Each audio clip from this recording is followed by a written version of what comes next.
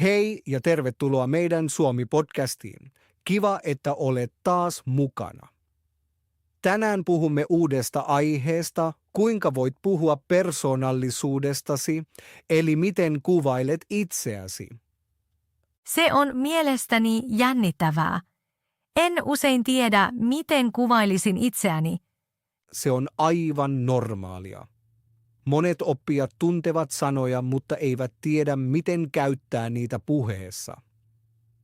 Juuri sitä teemme tänään. Puhumme aiheesta kuin oikeassa keskustelussa. Yksinkertaisesti, selkeästi ja luonnollisesti. Mutta ennen kuin aloitamme, yksi nopea asia. Olemme kirjoittaneet ensimmäisen kirjamme. Se kertoo hauskoja tarinoita arjesta Suomessa, tilanteita, jotka varmasti tunnet tai koet pian itse. Samoin kuin tänään opit siellä, miten ihmiset oikeasti puhuvat, miten he kuvailevat itseään, reagoivat ja miltä aito puhe kuulostaa. Kun ostat kirjan, tue tätä podcastia todella paljon. Autat meitä luomaan lisää tällaista sisältöä, kiitos. Hyvä, aloitetaan. Kysyn sinulle helpon kysymyksen. Jos joku kysyy sinulta, millainen olet ihmisenä, mitä vastaat? Se on vaikeata. En tiedä tarkalleen, miten aloittaisin. Juuri niin. Tässä on niinku ydin. Monet ajattelevat liian kauan, mutta voit aloittaa hyvin helposti. Voit sanoa esimerkiksi, olen rauhallinen, tai olen avoin, tai olen ystävällinen. Eli vain yksi sana. Juuri niin. Yksi sana riittää aluksi. Luulen, että olen melko rauhallinen. Todella hyvä. Nyt voit laajentaa sitä hiukan. Sano. Olen melko rauhallinen. Kuuntelen paljon. En puhu kovin paljon. Olen melko rauhallinen. Kuuntelen paljon. En puhu kovin paljon. Täydellistä. Juuri noin. Mutta entä jos haluan sanoa enemmän? Hyvä kysymys. Silloin pysyt vain lyhyissä lauseissa. Lisäät pieniä tietoja. Esimerkiksi olen ystävällinen. Autan mielelläni. Olen usein hyvällä tuulella. Olen usein hyvällä tuulella. Todella hyvä. Voit myös sanoa, mitä et ole. Siis negatiivista. Ei negatiivista, vain rehellistä. Esimerkiksi en ole kovin kärsivällinen tai olen joskus hermostunut. Olen joskus hermostunut. Hyvä, se tekee sinusta inhimillisen. Entä jos haluan kuvailla jotakuta toista? Todella hyvä kysymys. Ja teemme sen nyt myös. Voit sanoa, hän on tosi mukava. Hän on hyvin avoin. Hän on rauhallinen. Hän on hyvin aktiivinen. Siis melkein sama kuin minusta puhuttaessa. Juuri niin. Vain pronomini vaihtuu. Se on helppoa. Juuri niin. Nyt teemme pienen keskustelun. Kysyn sinulta. Millainen olet ihmisenä? Olen melko rauhallinen. Kuuntelen paljon. Olen ystävällinen. Hienoa. Kysyn lisää, oletko enemmän spontaani vai suunnitteletko paljon? Suunnittelen mieluummin. Pidän rakenteesta. Hyvä. Nyt esitä sinä minulle kysymys. Millainen olet ihmisenä? Hyvä kysymys. Olen melko avoin. Juttelen mielelläni ihmisten kanssa. Olen myös hyvin utelias. Oletko enemmän rauhallinen vai aktiivinen? Olen ennemmin aktiivinen. Teen mielelläni monia asioita. Kokeilen mielelläni uutta. Se kuulostaa mielenkiintoiselta. Kiitos. Juuri näin syntyy keskustelu. Kysyt helppoja kysymyksiä, annat helppoja vastauksia ja pysyt mukana virrassa. Se tuntuu paljon luonnollisemmalta. Juuri niin. Se on tavoite. Seuraavassa luvussa menemme syvemmälle. Mä näytän sinulle, miten voit kuvata persoonasi vielä tarkemmin. Hyvä, mennään nyt yksi askel pidemmälle. Kuvailemme persoonallisuuttasi vähän tarkemmin. Emme vain yhdellä sanalla, vaan pienillä tilanteilla ja esimerkeillä. Eli ei vain kerrota millainen olen, vaan myös näytetään. Aivan. Se on paljon luonnollisempaa. Kuvittele, että joku kysyy sinulta, millainen olet ihmisenä, et sano vain, olen ystävällinen, sanot, olen ystävällinen. Autan mielelläni muita. Olen ystävieni tukena. Se kuulostaa paljon vahvemmalta. Juuri niin, sinä annat näin pienen kuvan itsestäsi. Luulen, että voin tehdä sen. Tosi hyvä. Kokeillaan, millainen olet ihmisenä. Olen melko rauhallinen. Kuuntelen paljon. Olen ystävieni tukena. Täydellistä. Se on hyvin luonnollista. Jatketaan eteenpäin. Mä voit myös kertoa, että millainen olet tietyissä tilanteissa. Esimerkiksi Töissä tai koulussa. Voit sanoa, töissä olen hyvin keskittynyt. Työskentelen mielelläni tiimissä. työskentelen mielelläni tiimissä. Hyvä. Tai uusissa tilanteissa olen joskus hermostunut, mutta yritän pysyä avoimena.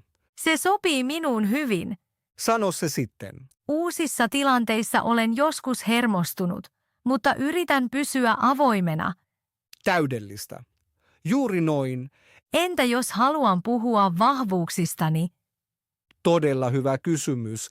Sano vain, olen hyvä.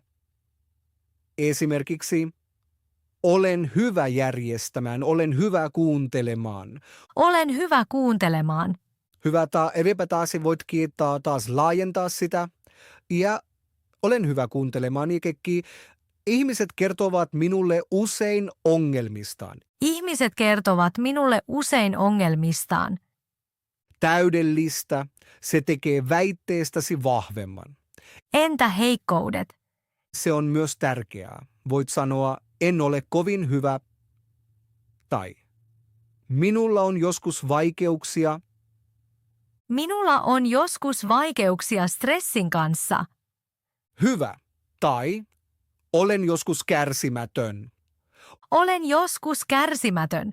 Täydellistä. Se on rehellistä ja luonnollista. Tehdään nyt pieni keskustelu. Kysyn sinulta, mitkä ovat vahvuutesi? Olen hyvä kuuntelemaan. Olen ystävällinen. Autan mielelläni. Hyvä. Entä yksi heikkous? Olen joskus hermostunut. Ajattelen liikaa. Hyvä. Se on hyvin aitoa. Ja nyt minä kysyn sinulta, mitkä ovat sinun vahvuutesi? Hyvä kysymys. Olen hyvin avoin. Osaan puhua ihmisten kanssa. Pysyn usein rauhallisena stressaavissa tilanteissa. Se on hyvä vahvuus. Kiitos. Yksi heikkous on, että teen joskus liian monta asiaa yhtä aikaa. Tiedän tunteen. Aivan. Se on tärkeää. Näin näytät, että tunnet itsesi. Juuri se on tavoite. Ei täydellisiä sanoja, vaan aitoja viestejä. Huomaan, että voin sanoa paljon enemmän kuin ennen. Juuri niin. Kuvailet itseäsi askel askeleelta. Parasta on, että voit käyttää tätä monissa tilanteissa. Keskusteluissa ystävien kanssa, töissä tai kun tapaat uusia ihmisiä. Se on todella hyödyllistä. Hyvä. Seuraavassa luvussa menemme vielä pidemmälle ja teemme kaiken vielä luonnollisemmaksi ja henkilökohtaisemmaksi. Hyvä, mennään vielä yksi askel pidemmälle. Tehdään tästä nyt henkilökohtaisempaa. Emme vain kuvaile millainen olet, vaan myös miksi olet sellainen. Eli enemmän syvyyttä. Juuri niin. Se tekee Suomestasi heti vahvempaa ja kiinnostavampaa. Kuvittele, että joku kysyy sinulta, millainen olet ihmisenä. Sanot, olen melko rauhallinen. Kuuntelen paljon. Se on hyvä, mutta nyt tulee seuraava askel. Selität miksi. Esimerkiksi olen melko rauhallinen, koska kuuntelen mielelläni ja haluan ymmärtää toisia. Se kuulostaa paljon henkilökohtaisemmalta. Juuri niin. Annoit syyn. Ja heti lauseestasi tulee vahvempi. Haluan kokeilla sitä. Tosi hyvä. Millainen olet ihmisenä? Olen melko rauhallinen, koska kuuntelen mielelläni ja haluan ymmärtää muita. Täydellistä. Juuri noin. Voit tehdä tämän monen asian kanssa. Esimerkiksi olen usein hyvällä tuulella, koska yritän ajatella positiivisesti. Olen usein hyvällä tuulella, koska yritän ajatella positiivisesti. Todella hyvä. Entä jos haluan sanoa jotain negatiivista? Se on myös tärkeää. Voit sanoa, olen joskus hermostunut, koska ajattelen liikaa. Olen joskus hermostunut, koska ajattelen liikaa. Täydellistä. Se on rehellistä ja luonnollista. Tehdään nyt pieni keskustelu. Kysyn sinulta, oletko enemmän spontaani vai suunnitteletko paljon? Suunnittelen mieluummin, koska pidän rakenteesta ja tunnen oloni silloin varmaksi. Hyvä. Se on vahva vastaus. Jatkan kysymistä. Millainen olet muiden ihmisten kanssa? Olen ystävällinen ja avoin, koska tutustun mielelläni uusiin ihmisiin. Täydellistä. Nyt kysyn sinulta, miksi olet niin avoin? Hyvä kysymys. Olen avoin, koska olen utelias ja kuuntelen mielelläni uusia näkökulmia. Se kuulostaa todella mielenkiintoiselta. Kiitos, juuri näin syntyy aito keskustelu, et anna vain tietoja, annoat syitä. Näytät ajatuksesi. Se tekee siitä paljon aidompaa. Juuri niin. Ja nyt vielä tärkeä kohta, voit myös antaa pieniä esimerkkejä. Esimerkiksi, olen hyvin auttavainen. Jos ystävällä on ongelma, olen aina paikalla. jos ystävällä on ongelma, olen aina paikalla. Hyvä. Tai olen joskus ujo. Suurissa ryhmissä en sano paljoa. Suurissa ryhmissä en sano paljoa. Täydellistä. Nyt ihmiset näkevät sinut persoonana. Se on iso ero. Aivan. Et kuvaile vain sanoja. Kuvailet elämäsi. Tehdään nyt pieni harjoitus. Kysyn sinulta jotain henkilökohtaista, mikä on sinulle tärkeää elämässä.